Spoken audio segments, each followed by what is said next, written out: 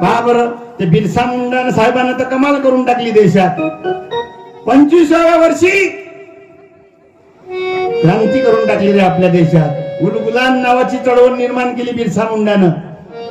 आजही आदिवासी समाजाचे लोक क्रांतिकारक आहेत, आजही आहेत. ताकद नाहीये त्या ऑलिम्पिक मध्ये. जर आदिवासी समाजाचा आजही पोरं आपल्या देशातले पाठवले ना, तर आजही आदिवासी समाजाचे पोरं गोल्ड मेडलिस्ट आणल्याशिवाय राहणार नाही आपल्या देशात.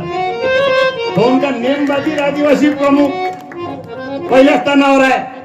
भालाफेक मध्ये आदिवासी समाजाचे लेकर समोर आहेत, रनिंग मध्ये समोर आहेत. कोणतंही काम सांगा, पण पाठवते का आदिवासी समाजाचे लेकर? पाठवते काय? पहिले पासून विरोध केला. आदिवासाचा अंगठा मागितला ना, 1,00,000चा अंगठा. या देशात हेच चालू आहे रे पोरं. माझ्या शपथनं सांगतो, जर ओरिजिनल आदिवासी समाजाच्या माणसाले जर ऑलिम्पिक स्पर्धेत पाठवलं ना, तर जगात नाही तेवढे मेडल आपल्या देशात आणन. पण आपण चालत नाही रे.